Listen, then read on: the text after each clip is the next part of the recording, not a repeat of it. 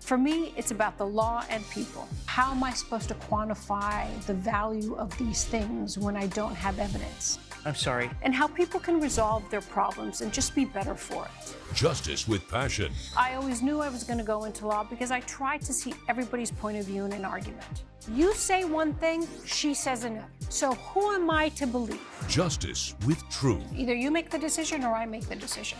You won't like mine. This is Justice for All with Judge Cristina Perez. Krista Reese is suing Maria Delgado in the amount of $1,600. Ms. Reese claims she lost out on an event planning gig and says her ex-friend got the job instead by trash-talking her to the client. All right, good afternoon, ladies. Ms. Reese, you are here suing Ms. Delgado for $1,600, correct? Yes, Your Honor. You claim that the defendant, who is your ex-friend, sabotaged a job offer that you say you had in the bag, and because of her, you no longer had that job, correct? That is correct, Your Honor. All right, so explain what happened. Basically, we met in college. We went to Temple University in Philadelphia. We both majored in tourism and hospitality management. So have you been working in that field? Yes. Good. So then what happened in this instance? Ms. Delgado was your friend from school, and what is it? Why are we suing her? Explain. So we've been very close. We've actually worked on a lot of events together. And I saw a flyer for a job fair that I was really excited about, specifically a Boulder bike race where they needed an event planner. And so I suggested to Maria that we should go together and maybe even pitch that the both of us could help do this bike event? Yes. All right. Yeah. So you, Ms. Delgado, have been also working since graduating from college, working in event planning, doing the same Your thing? Honor. And is it true what Ms. Reese is saying? You guys were going to pitch the company together to do the bike race? No, That was not true? it's not true. Okay, no. so then what happened, Ms. Reese? Explain what happened. We went up to Patrick, who is the main person for the bike race, and we both spoke to him individually about our experience and how we thought that we were qualified, right?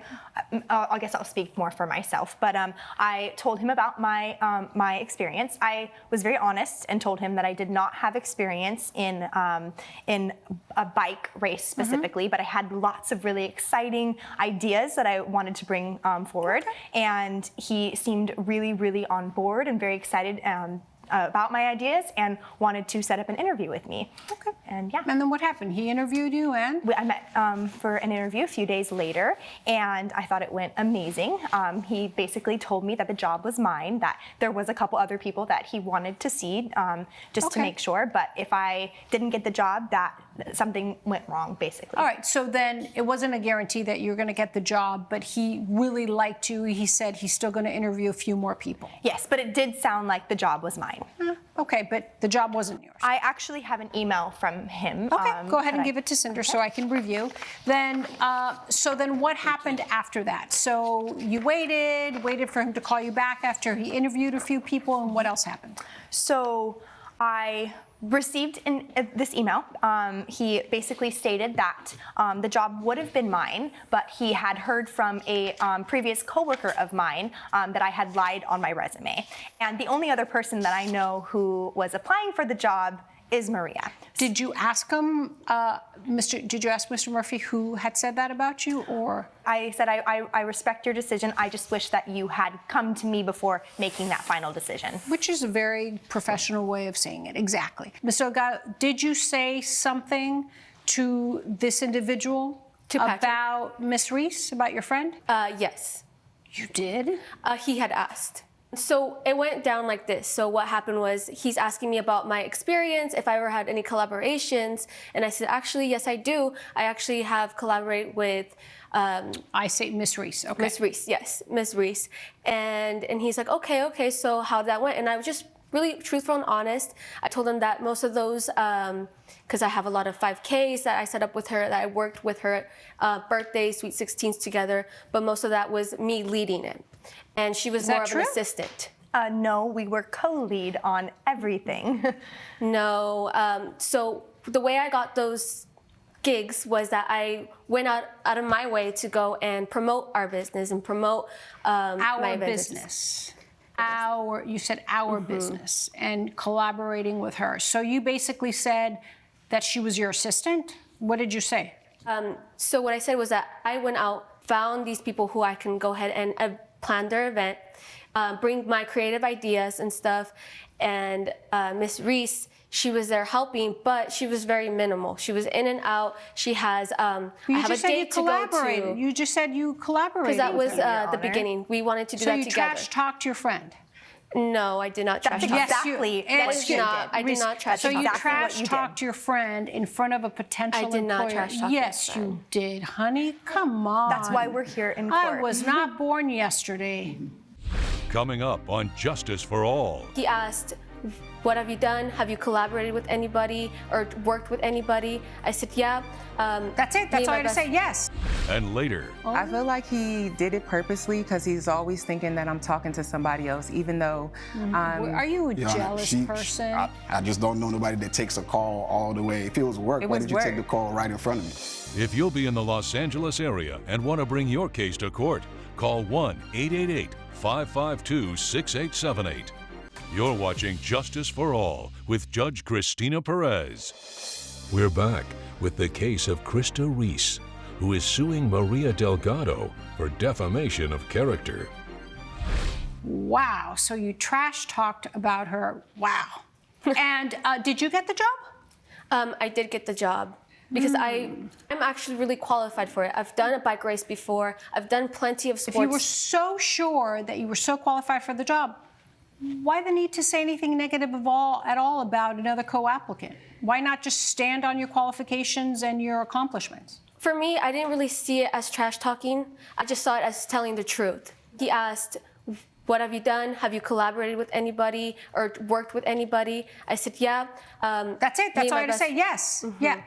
You actually used the word best friend? I said my really close friend, my best friend, yes. You even said that in front of him? Of course I did, yes. But that's all you had to say. The question was, have you ever worked with anybody? Yes, I have. I've worked with my best friend. Collaborated. That's it. That was the question. It didn't ask for, and what did you think of her? What kind of work was she? And just as a piece of advice in the work world, where you go out, if somebody asks you that next time, you say, well, that's something that you will have to judge yourself when you interview the applicant based on her accomplishments in your interview, of course, right? But because let me tell you what's going to happen. It's going to come right back and bite you in the ass. I agree. I completely agree you agree with that? No, I agree with you. Do you agree that someday somebody's going to stab you in the back too? And trash talk you too? I feel like I've been stabbed in the back by Miss Reese. Oh, then that's why you did it. That's even worse. Okay, so you got the job. Yes. And the job was worth $1,600. Correct. All right. So you did the job, and out of the however many people, I assume 3 people, because he said a couple people, he picked you. And we don't know if she would have gotten the job, but for you saying those negative things.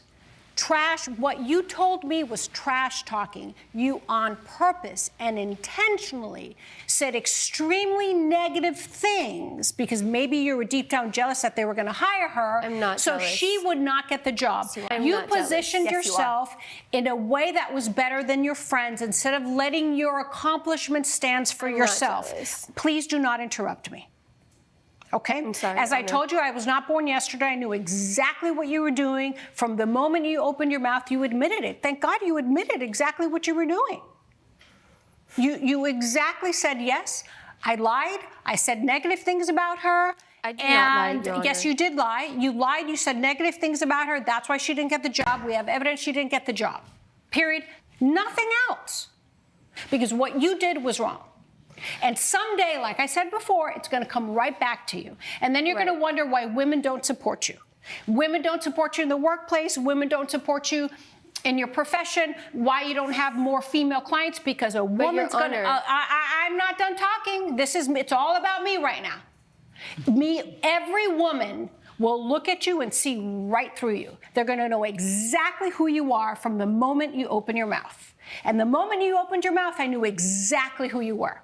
So now, Miss Reese, the problem is, yes, I know she lied to you, and yes, potentially you could have gotten the job, but Mr. Murphy did say he was interviewing a few other people. Yes. He could have given the job to somebody else. That is if he correct. would have seen right through this, he would have given the job to somebody else. So you don't have, you never had a guaranteed job offer of $1,600, okay? But let me tell you what you do have. It's the audacity of a friend to backstab you in the back. Sometimes that is just inconceivable of somebody to do. I have the right, this court has the right, within its jurisdiction and authority, to award punitive damages. And punitive damages are done to punish somebody so they understand that they never forget what they did and then they understand they should never do it again. It's almost like a scarlet letter. Do not backstab anybody for your benefit. Period. What you did was wrong. So what I think is fair is I will make the defendant reimburse you $300 for what she did being wrong. It's a nominal fee. It's a lot for you guys, but it is a lesson. You do. This is the real world. Your Honor. It's still all about me. I'm the only one talking. The case ended the moment you opened your mouth, but it is not what the facts are not enough for defamation of character. Okay, so I'm denying the defamation of character that you have here because the damages are not 100%. You could, it's not a guarantee you would have gotten the job. But I'm denying that, and I am giving you punitive damages of $300, okay? So good luck, ladies, and better next time. Thank you, Your Honor. Judge Perez has ruled in favor of the plaintiff. The defendant has been ordered to pay $300. This has been embarrassing for the both of us. You're the one that brought us here. And honestly, you know I'm the better event planner, and this is all just a joke because you know you backstabbed me first. I never want to see you again. Coming up on Justice for All. Well, I come back from the call. The TV is completely shattered. How did that happen, Mr. Abara? It was leaned across the wall.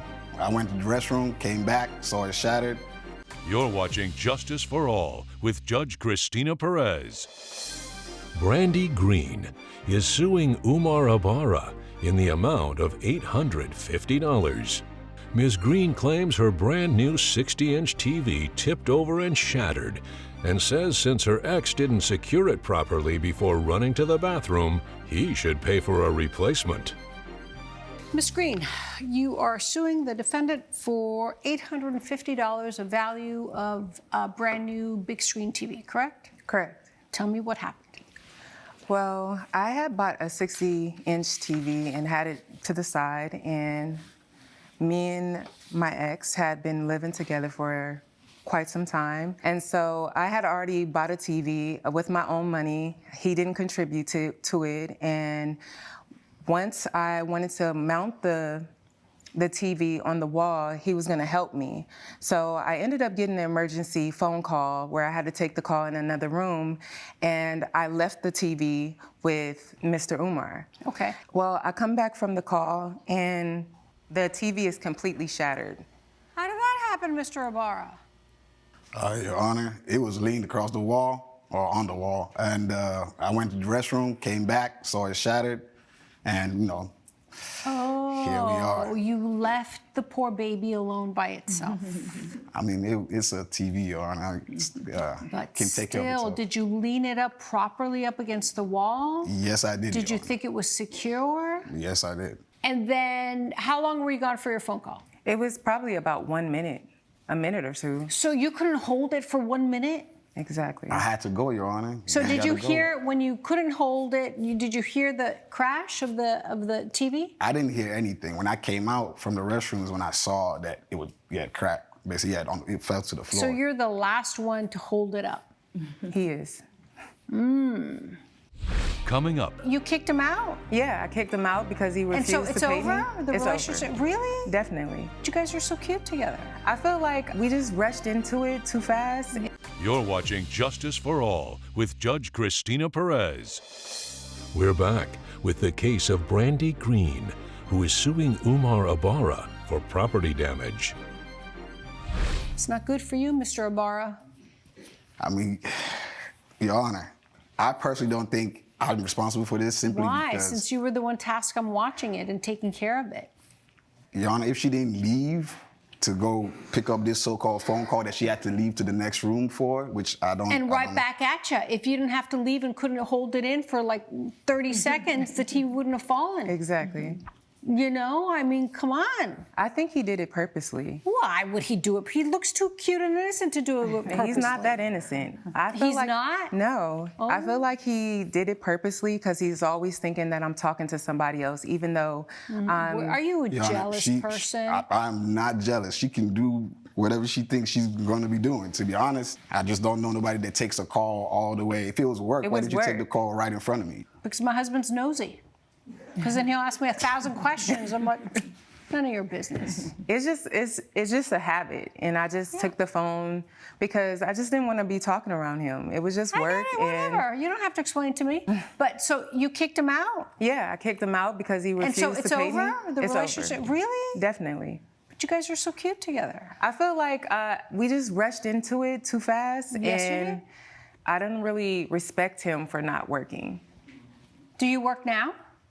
I got a couple of jobs. Even while I was with her, the fitness influencing thing was giving me a little bit of money, just not enough where she felt, Not enough she to was live. providing monetary stuff and I was doing more of the physical stuff, but I guess that's not a balance. It has to be money for money. No, it's okay. Well, to each their own, right? I mean, I hate to be so blunt about it. Judge Perez's verdict when Justice for All returns. You're watching Justice for All with Judge Cristina Perez. So we still have a problem, Mr. Abara, because we have this big screen TV that was brand new out of the box that you were taking care of, and it fell. You knew she was in the other room taking a phone call from work, and you decided to go tinkle when you probably shouldn't have. And even if it were an accident, whatever it was still, you were still taking care of it. So you're kind of responsible for the $850 TV. I'm sorry. That was an act of God, though. I had to use the It restroom. wasn't no, come on. You could have waited. She was gone less than a minute, she said. Less than a minute. You could have waited until she came I was back. holding it And you before could have then. waited, and then you could have said, you know what, Brandy? No, you hold it because I got to go. Yeah. Right? But you did it. It's just very simple common sense, but it's okay. So unfortunately, Mr. Abara, because you promised to take care of it, it was under your care, you weren't maybe, you didn't prop it up correctly, you didn't wait for her, that means you acted a little bit unreasonable. Because of that, the TV fell, it cracked, and now she's suing you for $850. So based on that, I will grant the plaintiff's claim in that amount of $850, okay? Good luck, guys. Thank you. Judge Perez has ruled in favor of the plaintiff. The defendant has been ordered to pay $850. Well, I feel like it was a fair case. I think you owe me, for sure. You owe me for a lot of things. We're not talking about that. Well, you don't work, so how do you owe me? Okay.